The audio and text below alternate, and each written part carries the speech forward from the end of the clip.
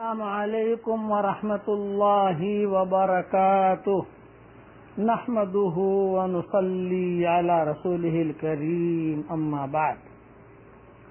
روزے کے متعلق، رمضان کے متعلق یہ سبق ہے اور مضمون چل رہا تھا کہ رمضان کے مہینے میں غیبت سے خاص طور سے بچنا چاہیے۔ حدیث شریف میں آتا ہے، قرآن شریف میں اللہ تعالیٰ نے غیبت کو اپنے بھائی کے مردار گوشت سے تعبیر فرمایا ہے۔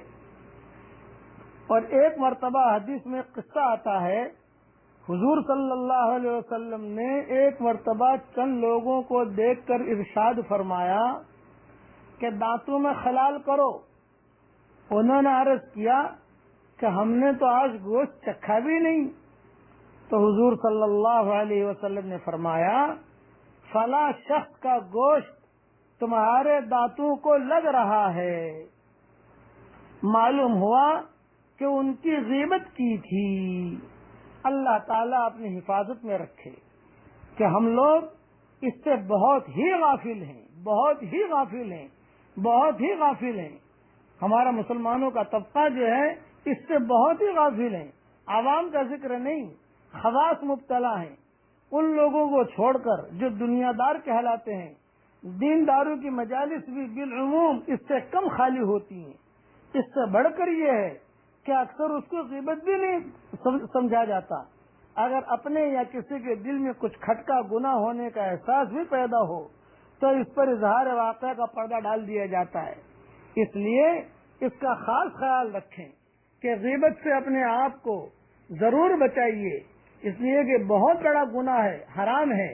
ایک حدیث اور سن لیجئے کہ حضور صلی اللہ علیہ وسلم جب معراج میں تشریف لے گئے، دوزخ کے معائنے کے وقت میں کچھ ایسے لوگوں کو دیکھا جو مردار کھا رہے تھے۔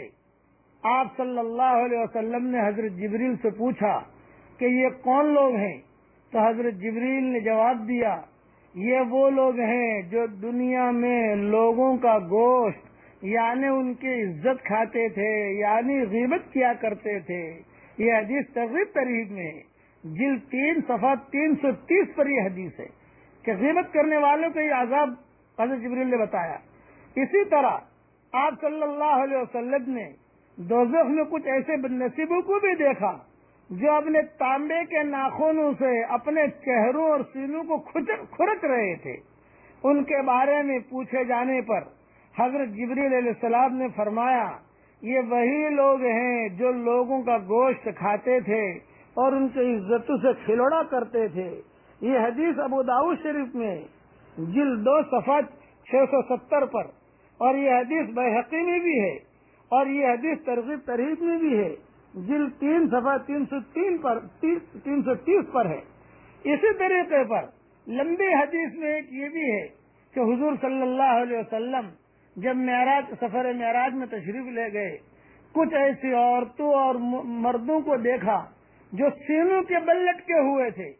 تو حضور صلی اللہ علیہ وسلم نے ارشاد فرمایا کہ جبریل یہ کون ہے؟ پوچھا کہ جبریل یہ کون ہے؟ تو جبریل نے کہا، ہؤلاء اللمازون والہمازون، یہ زبان اور آنکھ کے اشاروں کے ذریعے غیبت کرنے والے ہیں۔ یہ زبان سے بھی غیبت ہوتی ہے، آنکھ کے اشاروں سے بھی غیبت ہوتی ہے، یہ یاد رکھنا، کسی کو برا اشارہ نہیں کیجیے آپ۔ یہ حدیث بیہقی میں ہے اور ترغیب ترہیب میں بھی ہے۔